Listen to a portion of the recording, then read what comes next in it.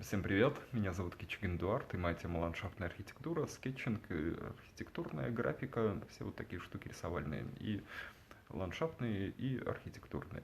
В общем, я сегодня буду немножко разбирать те рисунки, которые я нарисовал там за последнюю неделю, ну, плюс-минус, там те, которые у меня попались под рукой, и я их проговариваю, и можно будет понять, что такое, что к чему, почему тут так все происходит. Но, думаю, покажу вкратце, что происходит за последнее время, какая графика рисуется. Ну, в принципе, часть ее можно видеть у меня в Инстаграм, часть она на Facebook, часть на YouTube, часть вообще неизвестно где. О, чао-чао. Ну, вот это вот то, что было нарисовано там за последние буквально неделю.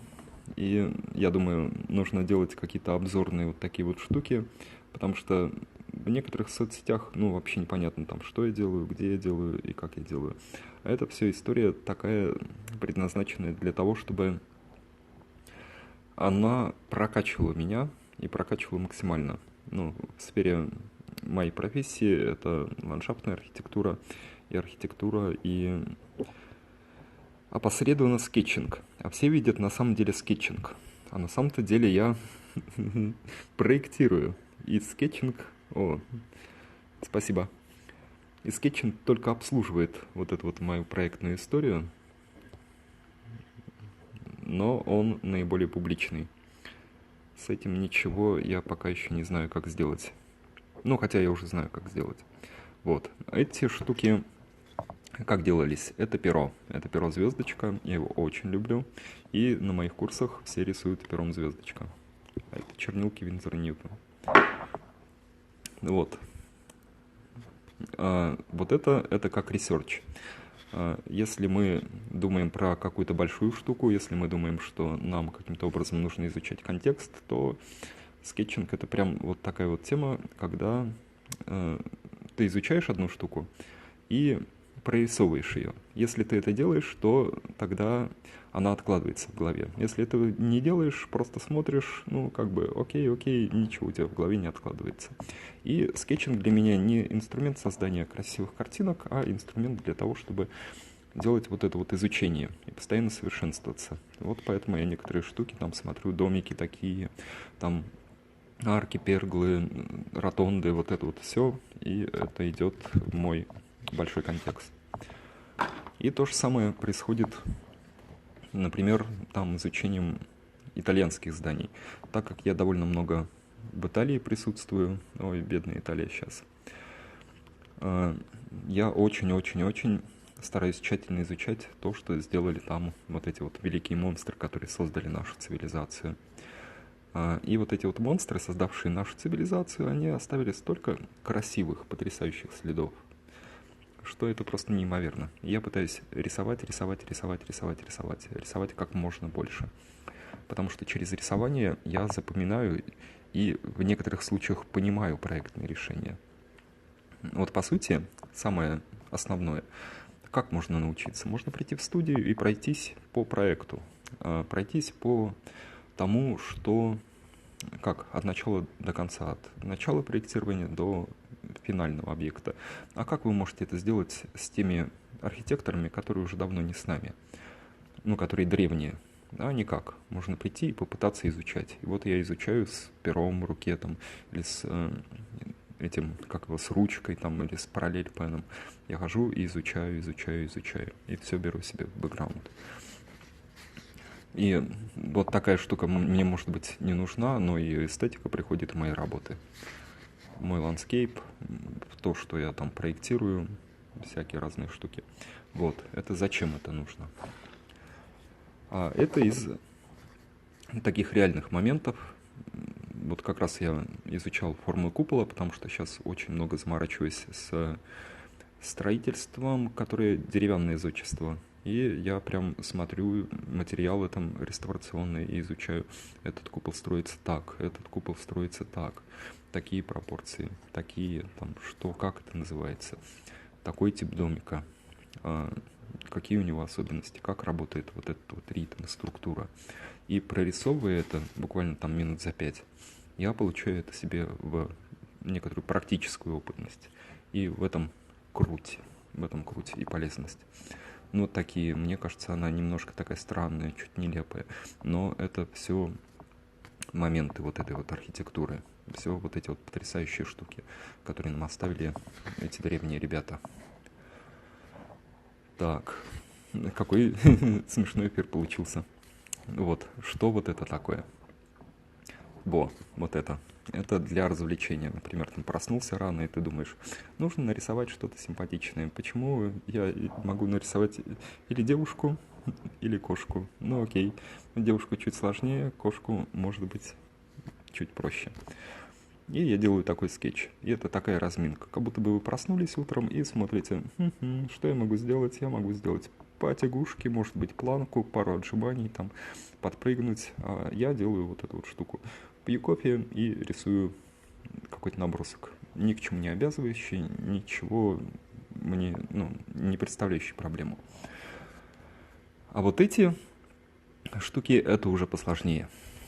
Это то, как можно делать набросок человеческого тела, используя мою технику скетчинга. Те, кто был у меня на курсе, они там опознают наверняка многие моменты, которые приходили в историю с деревом, теперь они приходят в историю, например, с человеческим телом. И принципы все плюс-минус там одинаковые, плюс-минус одни и те же. Но это можно переносить и на рисование человеческого тела. Вот здесь очень сложные позировки. И что я думал в тот момент, когда я рисовал это что-то?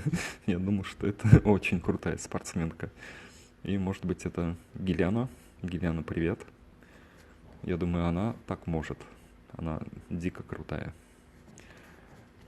Вот. Я, может быть, чуть попозже еще это покажу. Вот тоже из рисования фигуры, человеческой фигуры. Вот такие вот штуки. Мне кажется, очень динамично, и этого достаточно.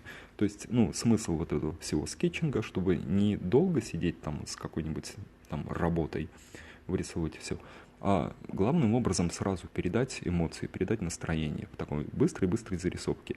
И для меня вот это вот уже просто достаточно, и больше ничего не нужно. Если вам тоже подходит такое вот понимание, то смотрите у меня видосы на YouTube. Очень много, очень-очень-очень много. Там в комментариях, там в описании к видео, везде плейлисты можно выбрать. Вот такой пупсик тоже. Что еще нужно? Я даже не знаю, что нужно. Может быть, даже вот то, что я лицо не прорисовываю, потому что я лицо рисовать не умею. Может, это тоже даже и хорошо. Так как я сам довольно много занимаюсь спортом, то мне понятно вот это вот напряжение, там расслабление, чтобы у позы была динамика, все вот эти вот дела, все вот эти вот важные штуки, это я плюс-минус понимаю. И поэтому, там, сочетая вот эти понимания и плюс свою технику скетчинга, то могу получить вот такой вот быстрый, простой и эффектный результат. Вот это была первая картинка, которую я нарисовал из этих 5. Поэтому она немножко такая нелепая, немножко так стоит странно. Так, вот это тоже очень динамичная, мне нравится, как она так выгибает руку. И все вот эти вот формы, тут у нее все окей. И такой хвост. Дыдым, дыдым. Тоже все очень просто. Акценты и немножко понимание с вот этой, немножко понимание с общей формой. И вот это вот все хорошо работает. Вот это немножко уже понапряженнее. Я тут подустал. Это была последняя фигура, которую я рисовал. И тут уже я начинаю напрягаться, и всякие такие трэш-штуки получается. Что это такое? Вот, такой обзор на эти фигурки. А вот здесь как строятся эти фигурки? Поэтому есть тоже мой отдельный урок на YouTube. Тоже я прям подробно рассказываю, с чего начинается вся эта история. Вот с таких простых штук. Есть простая форма головы, простая форма грудной клетки, простая форма таза и соединяющая это все структура позвоночника. И если мы вот эту вот простую форму рисуем, то нам прийти вот к этой форме уже дело техники. Если мы понимаем вот эту вот историю, пум-пум, самое-самое простое. Как на изогнутую линию позвоночника аккуратно положить форму головы, форму грудной клетки, форму таза. Как это сделать? Как ее чуть-чуть уточнить для того, чтобы она уже начинала работать как человеческая. Вот это я все рассказываю в моих видосах на YouTube. Как простыми вот такими вот штуками сделать элементарную, но достаточную экспрессию. Это вот тоже проговариваю. Как работать с акцентами, с большими формами. Как делать вот такие вот простые штуки. Простые, но эффектные. И они регулярно у меня появляются там в Instagram Stories и в ТикТоке. Да. Вот я покажу. Беру такой лист и радостно зарисовываю. Это тоже мой фитнес, прям скажем. И вот эти вот штуки. Это продолжая тему людей. Я сначала нарисовал вот этого пупсика с вытянутой рукой, а потом почему-то пририсовал сюда еще чувака. Я не знаю, почему так получилось, но это довольно странная штука. Это, видимо, я устал. Лучше все-таки смотреть на вот эти зарисовки, которые единичные.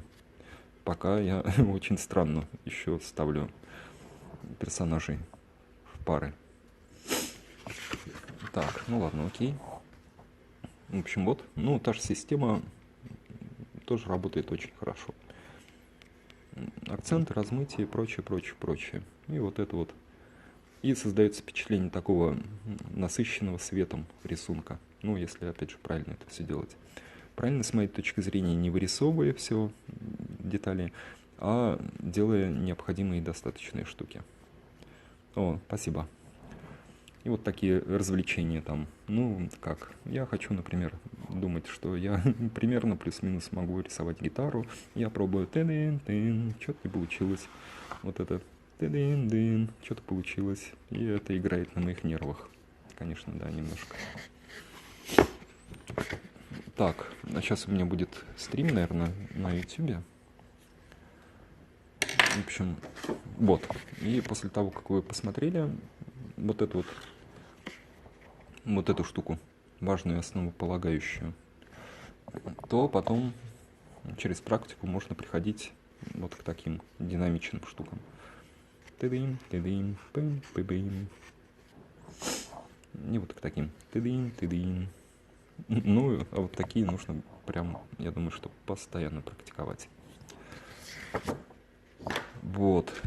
И сейчас я буду делать стрим на YouTube. Кому интересно, то welcome. А эту трансляцию я... Всем пока.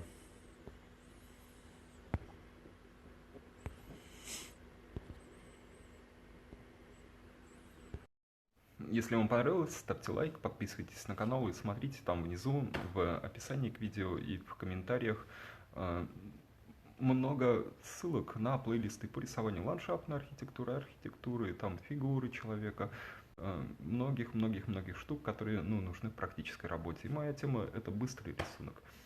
Такой способ, чтобы взять быстро и так пум-пум-пум-пум, и все у тебя очень хорошо. Вот примерно такой штуки я и учу. Всем чао-чао.